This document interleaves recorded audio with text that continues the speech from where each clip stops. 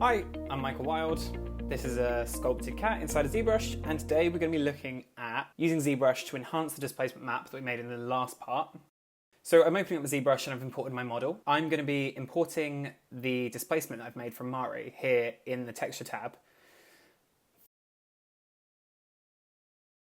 First, I've got to flip them upside down because ZBrush imports images upside down, and then I'm going to apply them one at a time to the different UV patches of my model. So this is a roundabout way of getting a UV displacement onto your model. You use polygroups to split by UV tiles, and then one at a time I'm masking off the different UV tiles and applying the displacement with the displacement settings in the bottom right that you can see there. So this is actually quite a frustrating way to do it, and I probably wouldn't recommend it on hindsight. I ended up finding out about this awesome plugin by this guy named Jake, and I'll put the link in the bottom. I used to work with him. It's a really amazing plugin to import a multi-map displacement, and it does it all for you, and this process is painless instead of doing what I'm doing here, which is pretty painful. But sometimes you won't have plugins or won't be able to install plugins at work or whatever, so if you need to be able to do it by hand, then you have to know how to. So what I'm doing, as I said, is here you can see me isolating the different UV patches, and that's by selecting the polygroup.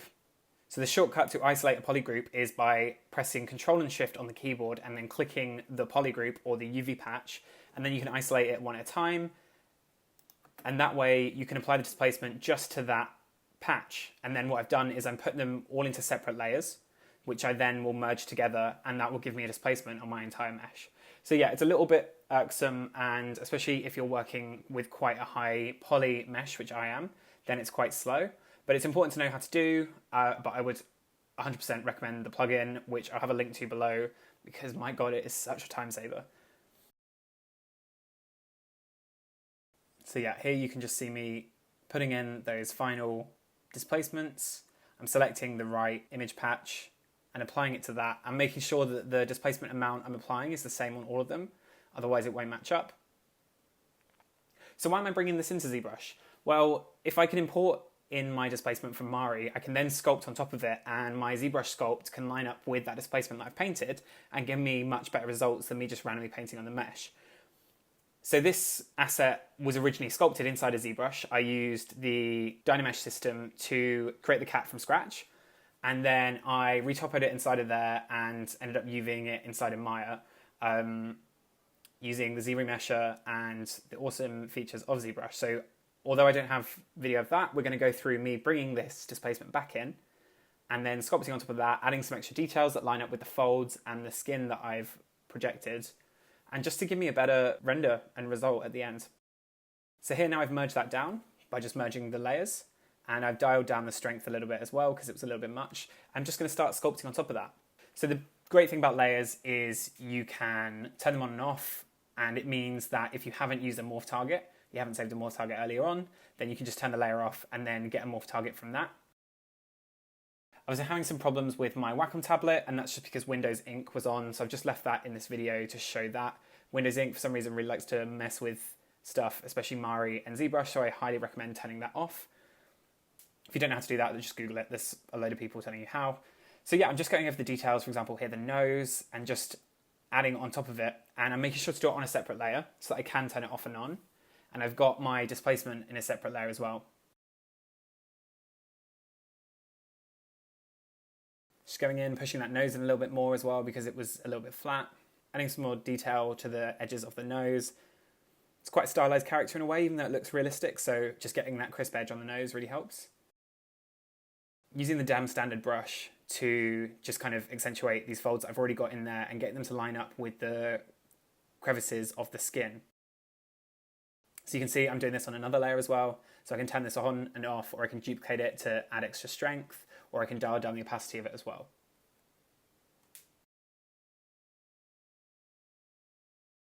And if I don't like anything that I've done, I can just use a morph target. I can turn all the layers off, save a morph target, and use the morph target brush to revert it back to the original look.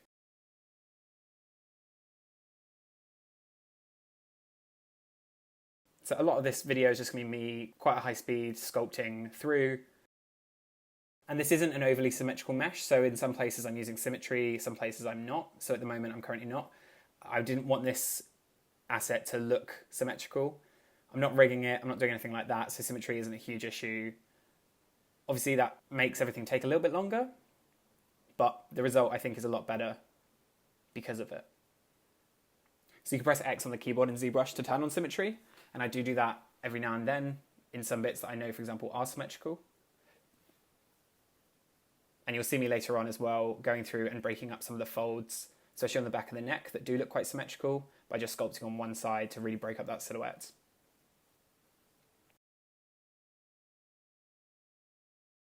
So here I'm having some issue with the eye, so I'm just turning off the layers, checking what's going on there. So the folds of a cat aren't overly sharp if you look at reference, which I am off screen, but when it comes to rendering, the SSS is really going to soften a lot of this out. So I do go back into ZBrush and accentuate some of these folds later on, and I multiply the displacement up slightly as well in my final render. I think I use 120% in the end.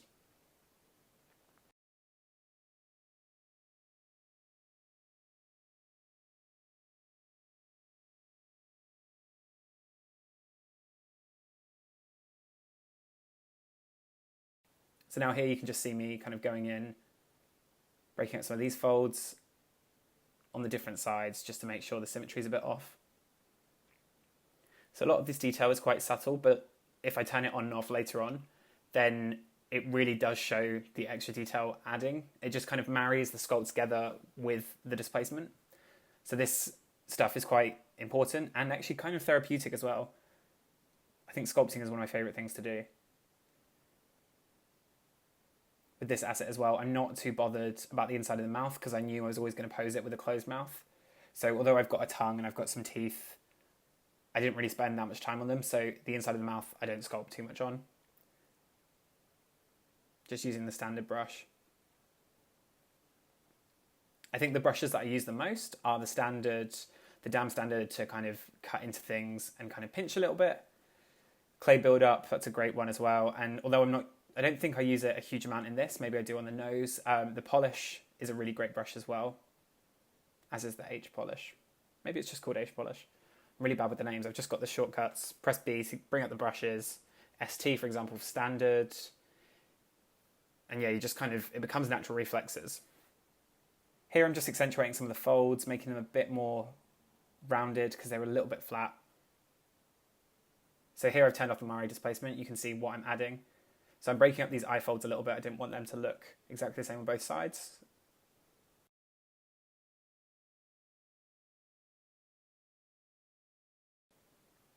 And now I'm just adding these kind of bumps that cats have where their hairs come out. The Sphinx cats don't actually have any of the long hairs or whiskers on their face, but they still have the bumps. So I'm just plotting those in. Again, no symmetry because in reference, these dots aren't symmetrical. And because the renders of this are going to be quite close up on the face, I want to make sure that nothing is obviously mirrored on both sides. And then just going through, adding some spots to the skin of varying sizes.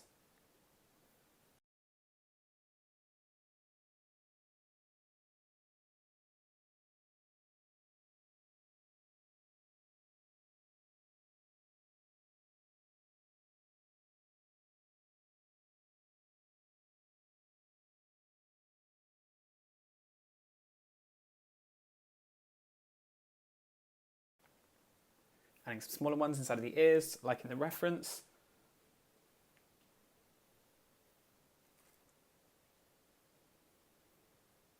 And then because this character from the comic book has got quite a few scars, I'm adding those on top on another layer so I can turn them on and off if I'm not liking them.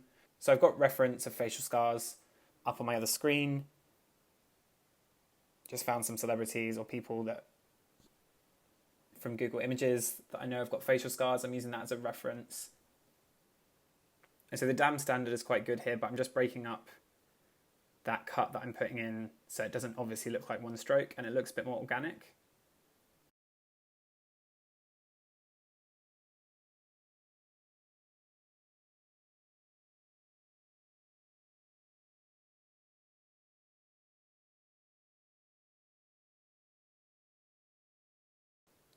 Just adding in a few nicks. So I sculpted in this ear cut and just kind of accentuating that now with some further sculpt detail.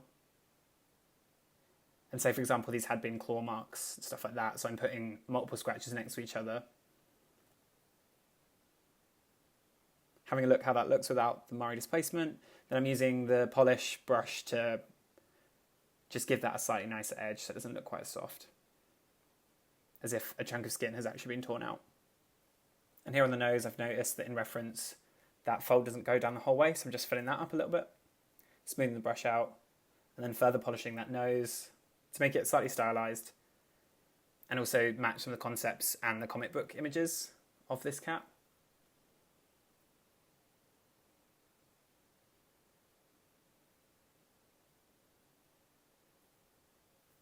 And so now I'm just using the multi-map exporter to take out my displacement, my normal, and a curvature map. So I'm not going to go through setting up the settings for those. I've got another video that runs through it briefly in a couple of minutes, and you can even download a preset from my website. There's links below to see all that. But I'm just setting up my presets to export everything now to test it all in Mari, see how it's looking. Obviously I don't export it with the Mari displacement as well because I've already got that inside of Mari. So I've turned that off and I'm just keeping the layers that I want. So the scars, the extra spots and the folds and stuff like that. So I'm kind of rendering at the same time. Although I'm just showing ZBrush inside of this, I've already taken this into Maya and Arnold and started setting up renders just to see how everything looks. Like I mentioned, the SSS is really going to affect how this displacement looks. So it is a lot of backwards and forwards between all the programs. So just accentuating some of these folds, breaking up a little bit from one side to another. Just adding a bit more shape as well. And skin's quite a funny one as well. Although it's quite smooth, just a little bit of undulation and break up to the silhouette, a bit of wobble does help. But sometimes I push it a bit too far. So I'm playing with that as I go along. And these bumps on the eyes, I'm just softening off the edge of them just to make it look a little bit more organic and to match the reference.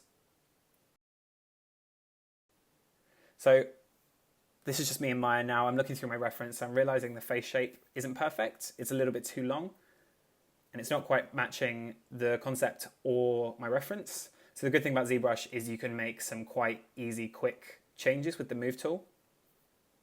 So I'm just adding a new layer and I'm going down a couple of subdivisions and I'm going to make some larger form changes.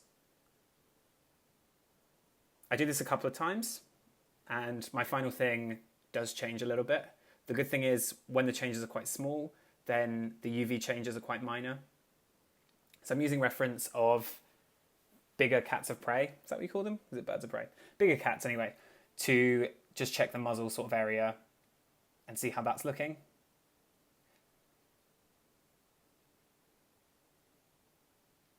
Just testing, closing the mouth, posing it to see how the form is looking there. So I know the chin needs to come down a little bit.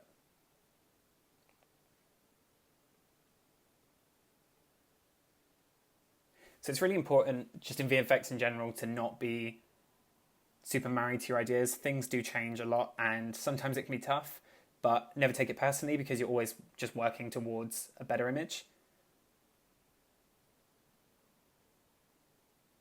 So now that I've changed that shape, I'm just adding in a few more folds to make sense a bit more around the mouth. Just with the standard and the damn standard brush. Smoothing it out as I go along. And as always, breaking up that symmetry.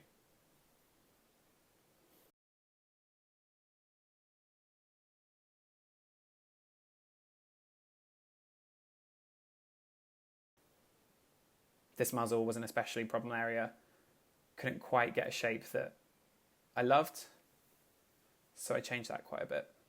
But the beauty of having it on layers is I can turn that on and off and always go back to the original.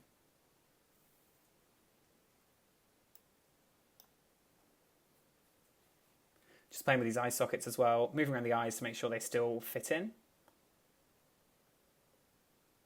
So these are just stand-ins in ZBrush. They're just some spheres that I made. I make proper eyes later on inside of Maya to the same size.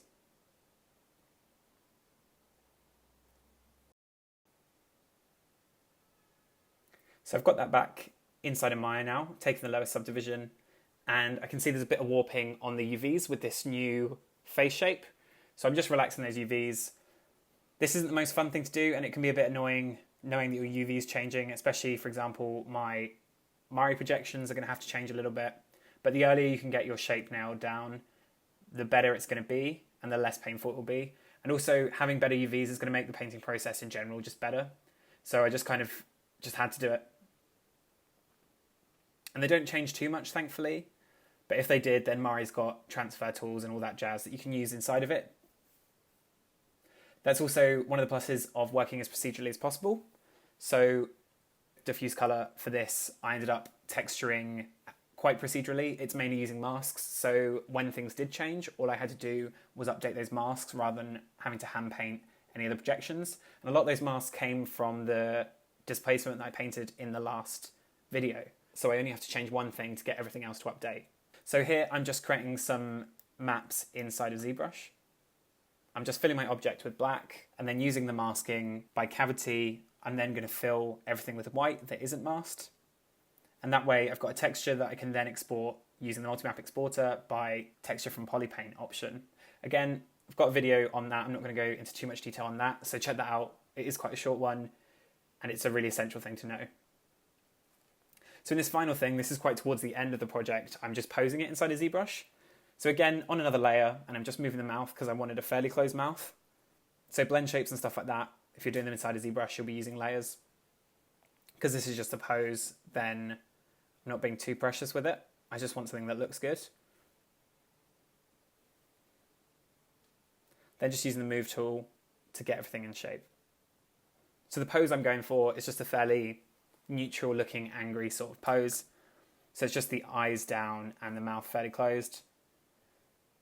This was the first pass at it, and I actually didn't love this one when I did some test renders. So I do go back to it and I just made those eyes a bit better because they weren't overly convincing. I've done blend shapes before, but I'm not the best at them. So for me, it was a bit of trial and error. But yeah, this is quite fun as well, actually. Then I can just export that and use a blend shape inside of Maya from this pose to my base mesh. So thanks for taking the time to watch this video about the breakdown of using ZBrush for this lion cat asset. If you've got any questions, please leave them below. If you've got any questions about VFX in general as well, leave them below or send me an email. I might end up doing a little Q&A video of questions that people have. I also was asked after making this asset by Texturing XYZ, which were the guys that make the textures that I used in the previous video for painting the displacement, to write a little write-up about that. So you can check that out on their website in the blog section. I'll pop a link to that below as well. That was really nice of them. Any links that I've mentioned will be below as well. Part 4 is coming soon. That's going to be about painting the diffuse colour from all the information that I've got from ZBrush and Mari already. So take it easy. Have a great one. My name's been Michael Ward. Best luck texturing, modelling and whatever else you're doing inside of 3D. Have a great one. Cheers.